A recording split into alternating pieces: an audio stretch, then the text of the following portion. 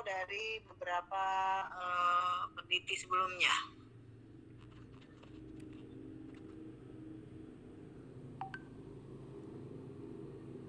Sarannya dari kami, Bu. Semua ini ada 9 ini. Enggak, Bu. Yang dari kami itu ada dari poin 1, 2, dan 3, Bu. Dari poin 1, 2, dan 3, selebihnya dari peneliti sebelumnya. Iya, Bu. Ada Iya, juga Bu. ngambil dari penelitian sebelumnya. Oke, baik. Sekarang kita kupas satu-satu. Ketika kalian memberikan solusi terkait dengan melakukan seminar bagi tentang pentingnya penerapan good governance, ya kan, pada tiap perusahaan agar penerapan good governance ini sesuai dengan prinsip-prinsip GCG tersebut sehingga perusahaan bisa sepenuhnya menerapkan. Nah, ini ketika melakukan seminar itu apa feedback ketika selesai seminar itu, apakah feedback yang diharapkan itu bisa sesuai dengan apa yang diinginkan kalau hanya dengan seminar misalnya. Nah, apakah seminar itu mampu membangun komitmen perusahaan untuk melakukan good corporate governance yang baik, yang sesuai dengan prinsip-prinsip etis dalam pelaksanaannya. Nah, itu tidak bisa memberikan sebagai tidak bisa kita berikan sebagai solusi yang tepat, karena kalau hanya segala seminar gitu. Artinya memang tidak dalam kalau kalian melakukan atau memberikan ide terkait nomor 1 ini gitu. Ya, seminar itu fungsinya apa? Untuk memberikan pengetahuan lebih terkait suatu hal, ya kan? Nah, ketika suatu hal itu diberikan informasinya, maka apakah dampaknya bisa terlihat secara signifikan atau tidak, itu kan nggak bisa kita ukur, kan? Bisa nggak kita ukur?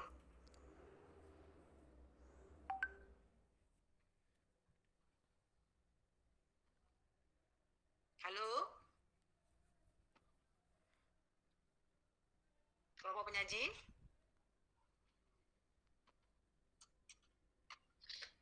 Mungkin keberhasilan sebuah seminar itu dari mana kalian bisa ukurnya?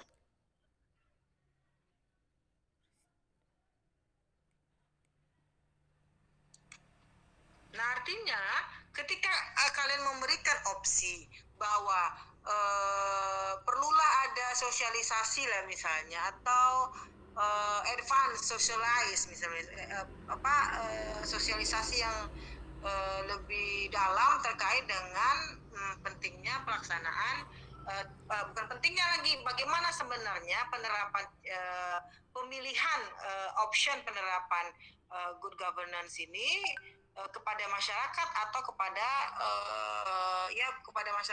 kepada orang-orang yang memang dianggap punya hak untuk menerima program itu gitu. Nah, itu yang harus diberikan detail sebenarnya. Ya kan? Nah, kemudian ada yang kedua lagi, kan, buat perusahaan menyelenggarakan pelatihan untuk menggalakkan budaya kerja agar yang budaya kerjasama agar tercapai prinsip GCG dalam. Nah, good corporate governance ini salah satunya diharapkan adanya prinsip akuntabilitas, profesionalisme, ya. Nah, ketika kalian bicarakan menggalakkan budaya kerjasama,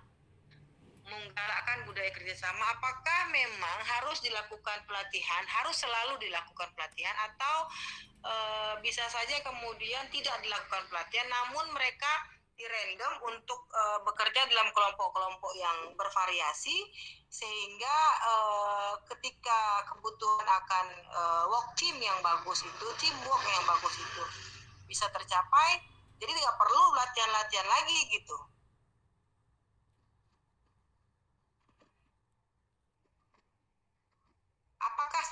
Apakah memang perlu pelatihan itu loh, itu ya maksud. Karena ketika dilakukan pelatihan terkait dengan menggalakkan budaya kerjasama, apakah itu kemudian menjadikan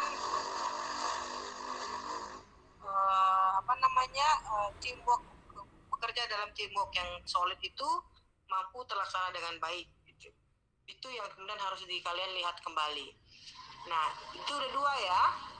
Poin ketiga, jika terjadi pelanggaran etika bisnis khususnya dalam penerapan good corporate governance, maka perusahaan menerapkan peraturan yang bijak, yaitu dengan membuat para pelaku pelanggaran mengganti kerugian yang dibuat atas pelanggaran yang dilakukan. Dan pada kasus ini yang mengganti adalah pihak presiden direktur dan pensiun akan memberikan efek. Ya, betul. Artinya pelaksanaan sanksi itu harus tegas dan jelas, ya kan? Kan itu sebenarnya tujuannya. Berarti selama ini bukan menerapkan peraturan yang bijak, harus tegas karena itu terkait dengan penggunaan penggunaan hak yang tidak bukan merupakan hak mereka kan, yang mereka lakukan kecurangannya kan, iya kan? Iya, Bu. Nah, harusnya narasinya harusnya ketika narasi di bawah kalian memberikan narasi bahwa memberikan efek jerah kepada pelaku, artinya sanksi yang diberikan bukan bijak lagi, harus tegas dan jelas, tidak tebang pilih kan. Ini kan ada narasinya, maka pihak perusahaan menerapkan peraturan yang bijak. Nggak bijak lagi, harus untuk mereka yang curang, untuk mereka yang cheating, untuk mereka yang culas, itu harus memang aturannya harus tegas dan jelas, tidak pilih siapa yang melakukan kesalahan itu, tanpa memandang bulu siapa yang melakukan oknum yang melakukan kesalahan tersebut. Itu ya. Baik, Bu. Karena di bawah sudah benar, artinya memberikan efek jerah kan. Oke, keempat, coba bawa terus, naik terus ke atas. Perusahaan harus menetapkan rincian tugas tanggung jawab masing-masing bagian dari sejajar sesuai dengan visi misi. Ya, artinya begini, ketika saran yang keempat ini tusinya belum jelas ya. Belum jelas di atas ya, informasi di kasus di atas itu belum jelas ya, tusinya ya, tugas dan tanggung jawabnya belum jelas ya, sehingga kemudian disarankan nomor 4 ini. Apakah begitu kondisinya? Halo? Ya, Bu. Nah, artinya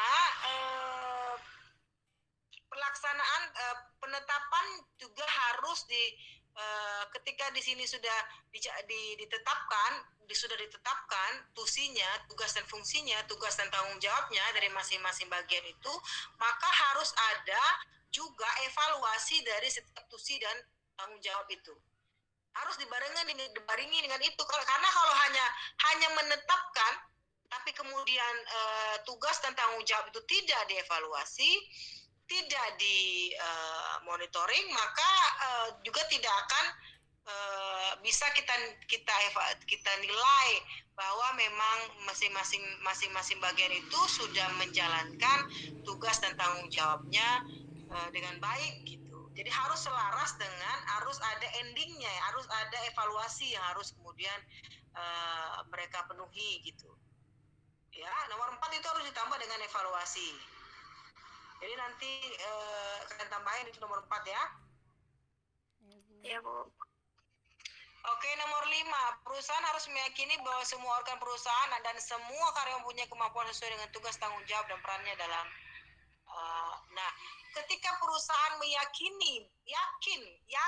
bahwa semua orang-orang dalam perusahaan itu sudah menjalankan sesuai dengan tusinya, maka itulah gunanya tadi evaluasinya kan. Evaluasi itu kan bisa melihat sejauh mana keberhasilan pelaksanaan dari tugas dan tanggung jawab masing-masing tadi. Jadi Ibu rasa ini nggak perlu nomor 5. Karena kalau sudah meyakini, ketika mereka sudah meyakini, artinya mereka sudah dapat gambar atau mereka sudah bisa melakukan tahapan sampai kepada evaluasi terkait dengan kemampuan di semua bagian perusahaan. Ya kan? Harusnya nomor 5 ini nggak usah. Jadi karena sudah ada di poin keempat itu sudah dilakukan evaluasi dan hasil evaluasi itu menunjukkan bahwa batasan kemampuan masing-masing orang atau masing-masing bagian orang dari perusahaan itu yang bisa menjalankan kegiatannya atau tanggung jawabnya sesuai dengan apa yang disyaratkan gitu. Ya. Oke, paham ya maksud Ibu ya? Paham, Bu. Paham, Bu. Kalau nggak paham tanya. Paham, Bu. Oke, nomor 6. Perusahaan harus memastikan adanya sistem pengendalian internal yang efektif dalam pengelolaan keuangan. Dengan cara bagaimana? Bagaimana caranya perusahaan bisa memastikan bahwa perusahaan sudah punya sistem pengendalian internal yang efektif? Efektif loh. Ketika memang sudah ada sistem pengendalian, tapi tidak efektif. Yang dikatakan efektif itu seperti apa?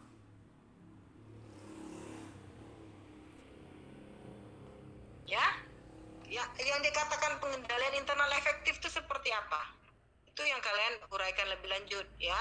Misalnya yang dikatakan efektif itu bahwa semua orang-orang yang terkait dengan sistem pengendalian ini dapat bekerja sama dengan baik, dapat melakukan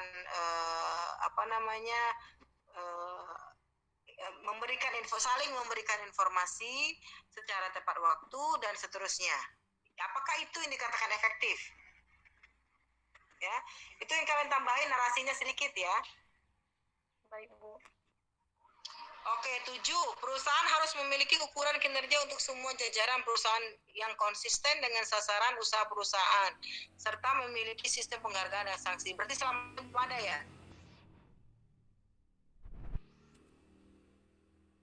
Yang terjadi selama ini berarti belum ada ya? Halo?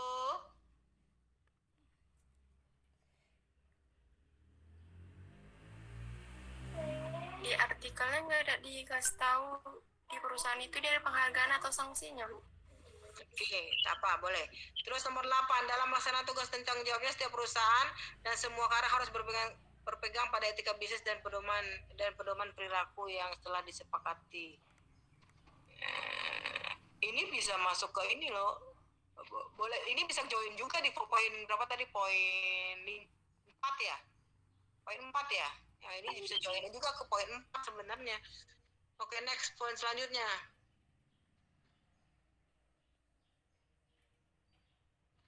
Ya. Nah, artinya ketika kita menyarankan itu, pemilihan redaksinya itu juga harus disesuaikan dengan kondisi yang ada gitu.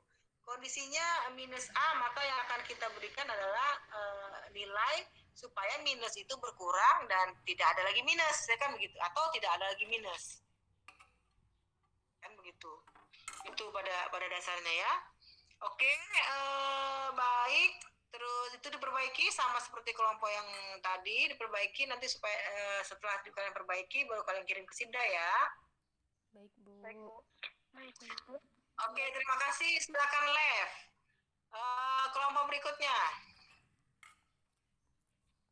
Kelompok berikutnya membahas mengenai